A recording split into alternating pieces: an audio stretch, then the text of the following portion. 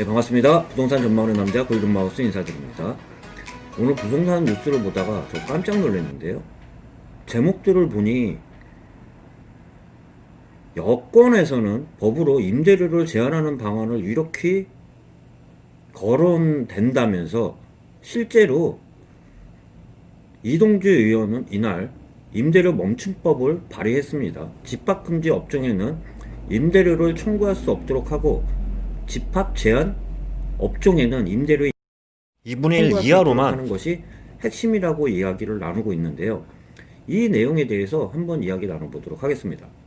아무리 지금이 특이한 상황이라고 해도 법으로 임대료를 제한한다는 내용이 있을 수 있는 것인가 한번 생각해 보면, 자본주의에서 가장 중요한 게 개인 사유재산을 보호한다는 것도 어떻게 보면 인정한다는 것도 원칙이에요. 근데 지금 현재로서 특이한 현상이라고도 하지만 그 대신에 임대인한테는 금융담보대출 이자를 상환을 유예하는 내용이 담겨져 있습니다. 이자를 면제해 주는 것도 아니고요, 단지 유예해 주는 거예요. 그럼 임대인 입장에서는 자기는 임대료를 받지도 못하는데 이자는 유예만 한다는 거지 실질적으로 내야 된다는 내용이잖아요. 이렇게 사유재산을 침해를 하는 거는 저는 상식적으로 처음 봤어요. 아무리 지금도 상가임대차법이 강화가 돼가지고요, 특이한 현상, 지금같이 자연재해가 일어났다고 천재지변이 일어나는 상황 하에서는 임대료를 밀려도 상가임대차법을 개정을 해가지고요, 함부로 임차인을 내보내지도 못하는 상황이에요. 그리고 또한 저 같은 경우도 상가 임대료를 받고도 있지만 상가 임대를 내고도 있는 상황이거든요. 올 초를 보면 코로나 때에 저는 임대료를 깎아줬어요. 그런데 다른 지역 같은 경우는 전혀 깎아주지 않았거든요. 그렇다고 해도 그거는 어쩔 수 없는 상황이라고도 생각을 해요.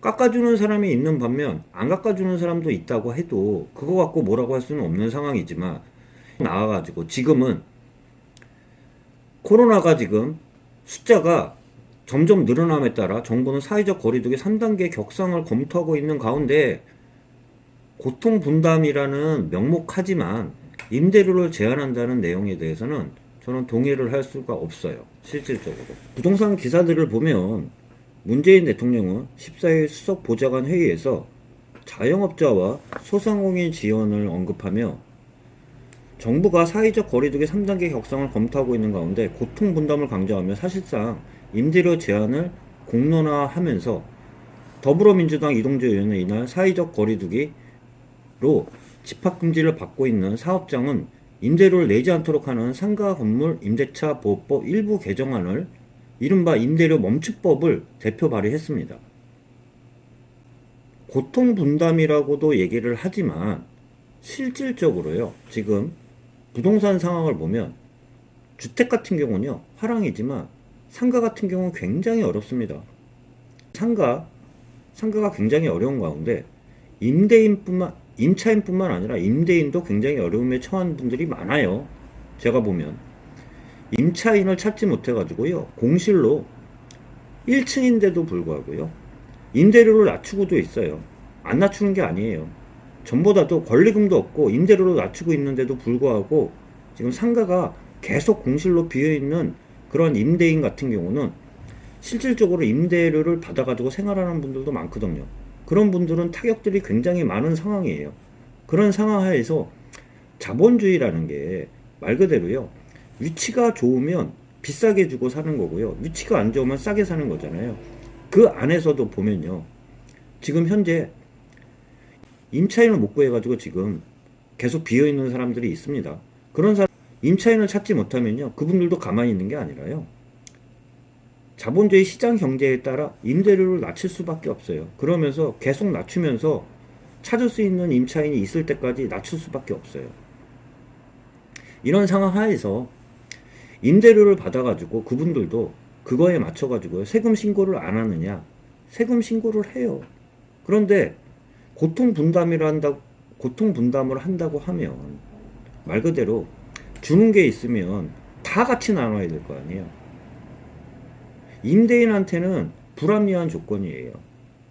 임대료를 그분들은 받지도 못하고 2분의 1 이상 받지도 못하게 한다고 하면 집합 금지 업종에는 임대료 받지도 못하고요. 집합 제한하는 사람한테는 2분의 1 이상을 받지를 못하게 한다는데 그분들한테 그러면 당근책은 주냐? 아니에요. 일방적인 희생을 강요를 하는 거예요. 임차인도 힘들고 임대인도 힘들어요. 그럼 국가에서는 어떤 거를 해가지고 고통분담을 하고 있습니까, 지금?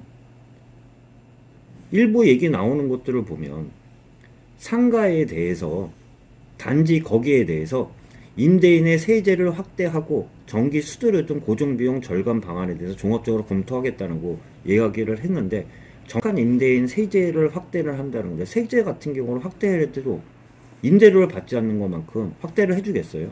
거기다 전기 수수료 고정비용 절감 같은 경우는 임대인한테 무슨 상황이 있습니까? 임차인이 내는 건데요.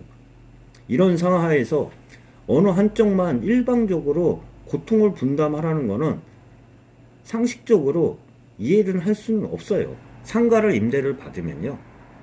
또한 일반 과세자나 간이 과세자나 부가세 신고를 해요. 거기에 따라 의료보험도 올라가고요. 또한 거기에 맞춰가지고 종합소득세도 내고 있어요.